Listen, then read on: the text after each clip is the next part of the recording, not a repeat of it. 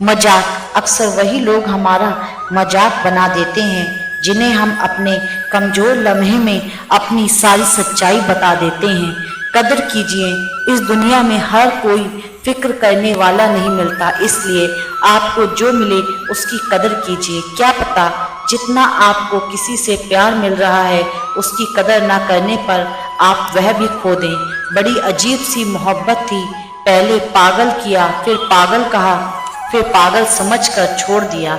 हम भी निकले थे मोहब्बत की तलाश में, गर्मी बहुत थी, गन्ने का जूस पीकर वापस लौट आए। तकलीफ तो भुलाई जा सकती है जनाब, मगर जानबूझकर तकलीफ देने वालों को नहीं।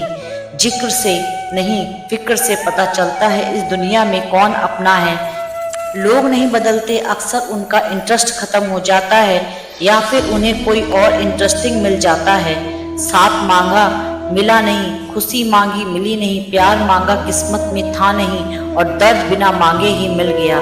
जिन्हें हम कमजोर लम्हे में सारी सच्चाई बता देते हैं, अक्सर वही लोग हमारा मजाक बना देते हैं। जिंदगी एक गिफ्ट है, उसे कबूल कीजिए। जिंदगी एक एहसास है, महसूस कीजिए। जिंदगी एक दर्द है, बांट लीजिए। जिंदगी एक प्यास है, प्यार दीजिए। जिंदगी एक मिलन है, मुस्कुरा लीजिए। जिंदगी एक जुदाई है, सब्र कीजिए। जिंदगी एक आंसू है, पी लीजिए। जिंदगी आखिर जिंदगी है, जी लीजिए।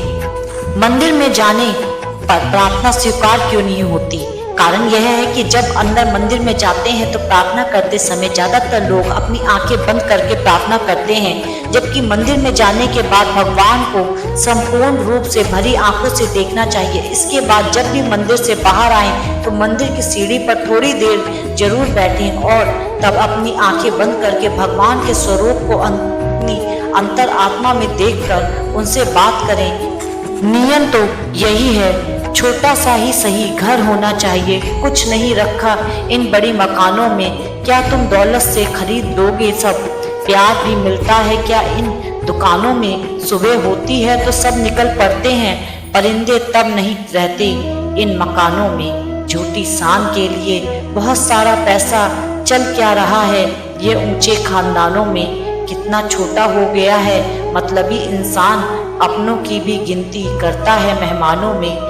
लोग सामने से करते हैं जी हजूरी, यूं कितना जहर घोल फिरते हैं जुबानों में। देखना दौलत का ढेर इतना बड़ा होगा, इंसानियत कम मरेगी आने वाले जमाने में। यहाँ तो हर चीज व्यापार चल रहा है, कैसे गुजारा करेंगे बेखबर इन ठिकानों में। चिंता ने चिता से मुस्कुराते हुए कहा, तू मुर्दों को जलाती है, मैं जिंदा को जलाती हूँ। तू एक ही बार जलाती है, मैं हर रोज जलाती हूँ। तू विदा कर देती है, मैं जकड़ लेती हूँ। तू मृत्यु से जुड़ी है, मैं जिंदगी से जुड़ी हूँ। तू अंतिम सत्य है, मैं प्रथम सत्य हूँ।